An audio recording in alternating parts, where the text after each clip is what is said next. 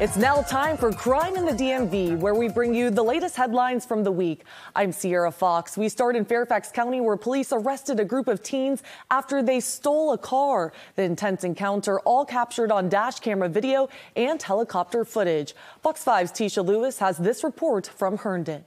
And we're steps away from where all of this happened, and we've just learned moments ago the teenagers were facing potential charges of grand larceny and also possession of stolen property. And we are also told in the aftermath they've been released to their parents. Again, all of this unfolding right here in this parking garage where we are right now. Police say no firearms were recovered. Again, this is near a very busy Herdon intersection and also shopping plaza. Fairfax County Police sharing via social media the terrifying moments. Here it is. Police say this took place last Tuesday night. You can see two of the teenagers jumping out the stolen car when stopped by police. They take off running. They're eventually caught and taken into custody. A third teen involved also taken into custody. We're told this is the aftermath of the Reston Neighborhood Patrol Unit locating a stolen vehicle near Centerville Road and Parcher Avenue in McNair. We spoke with a Herdon resident who says while this police encounter does raise concerns, he's not worried about his safety. Does it raise concerns for you, though, that something like this that could happen here? It does. It does. Don't condone any type of crime.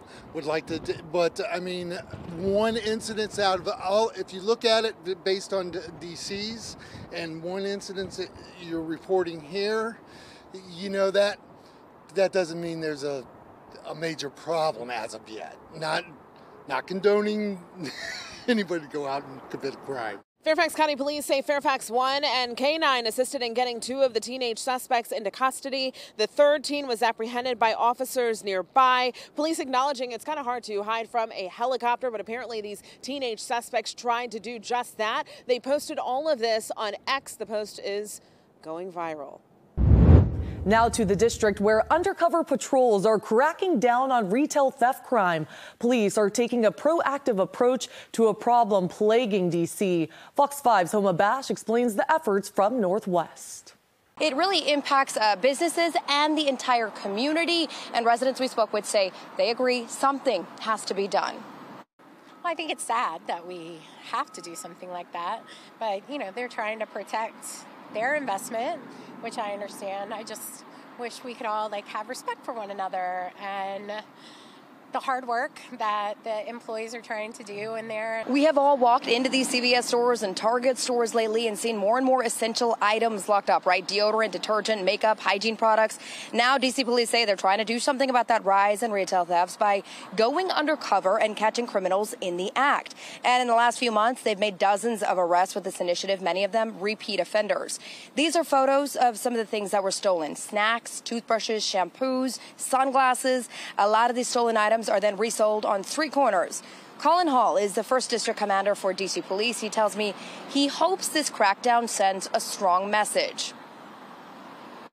We reduce the thefts in these places where it's really deterrent that people don't think they can just come in and steal things off the shelves and walk out and there's going to be no repercussions. Now, according to records from the D.C. U.S. Attorney's Office, in just the last month, they have indicted 7 individuals for these CVS-related crimes. They range in age from 26 to 64. D.C. police telling me they will continue doing these undercover operations throughout CVS stores and retail stores throughout the district every week.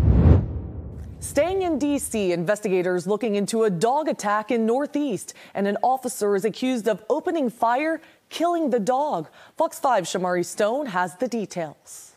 Tonight, people in this neighborhood who live on the 800 block of 49th Street Northeast tell me that this officer saved this woman's life. They tell me this all started this evening when a brown dog that appeared to look like a pit bull started attacking a woman, clamping down on her arm.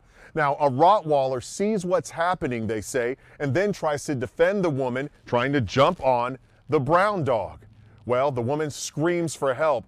The dog that they say appeared to look like a pit bull would not stop grabbing the woman's arm. She's screaming for help. Moments later, that's when 2 MPD officers show up. One officer sees the dog attacking the woman and then shoots and kills the dog. You're now going to hear from a witness. How are you feeling that this happened right outside your house? It's definitely a little shocking. Police officers arrived on the scene about 30 seconds later and saved the woman, and helped her out. Now, D.C. police tell us that the woman was transported to a hospital along with 2 kids who were also injured. They're expected to be okay. In Northeast, I'm Shamari Stone. Back to you. Now to Northern Virginia, where a family is speaking out for the first time after their loved one was found dead in a trash collection truck in Woodbridge. We're told the accused killer and victim have a young child together. Fox 5's Tisha Lewis shares this exclusive report. Well, 1 week ago today, police were called to this Woodbridge neighborhood to perform a wellness check on 30-year-old Tatiana Cooks. And when they arrived, she was not there. Concerns were raised because she didn't pick up her 1-year-old son from daycare. That was not like her. Now we know why. Her family telling Fox 5 exclusively that her child's father strangled her. We were able to find her close by, really because she had a tracking device with her sister, and they tracked each other all the time. Cassandra Cooks trying now to hold on to happier memories about her niece Tatiana Cooks, telling us she was loved by everyone. She says Cooks' death is a reminder about the dangers of domestic violence. Cooks' son's father, 28-year-old Brendan White, has been arrested and charged in connection to her death. Investigators say he was found in Newport News driving her car. Prince William County Police say the young mother was found dead in a trash collection truck. She was trying to help someone so that they could help themselves and move on. So I guess the red flag was, and I've said it before, in my heart, I believe that, I don't know what he felt, but in my heart, I feel like if he couldn't have her, then nobody could. Cooks' family confirming that Cooks and White do share a 1-year-old son. We're told they did live together, even though they were not in a relationship together. They also tell me that Cooks was trying to help her son's father, quote, move on. And they say that she was working as a medical assistant with big dreams and a bright future before now. Moving on to another Fox 5 exclusive. A 12-year-old girl and two 13-year-old girls have been arrested and charged for allegedly beating a man to death in Northwest D.C. The victim's family is only speaking to our Shamari Stone. This family is heartbroken tonight. 64-year-old Reggie Brown's relatives tell me he was a kind, compassionate person who loved people, who was very polite. They can't understand why someone would kill him. Tonight they have mixed emotions. On one hand, they are relieved that police arrested the 3 suspects accused of killing him here on the 6200 block of Georgia Avenue Northwest last October around 1 o'clock in the morning. But at the same time, they are shocked, stunned, surprised that the 3 suspects are teenage girls. The medical examiner says Reggie Brown died from blunt force trauma. But tonight, his family is also surprised to find out that one of the girls, according to a source, the 12-year-old, was shot in a separate incident this morning. You're now going to hear exclusively from 64-year-old Reggie Brown's close relative. He was just quiet, a nice, polite person, didn't bother anybody. That's the type of person he was. What's your reaction knowing that a 12-year-old and 2 13-year-olds are accused of killing him? Kind of shocked and glad they got him. Now here is where this story takes a twist. A relative of the 12-year-old girl accused of killing Reggie Brown tells me someone shot her inside an apartment here on the 500 block of Peabody Street Northwest this morning. She's expected to survive. The apartment is located around 4 blocks away from where Reggie Brown was murdered last October.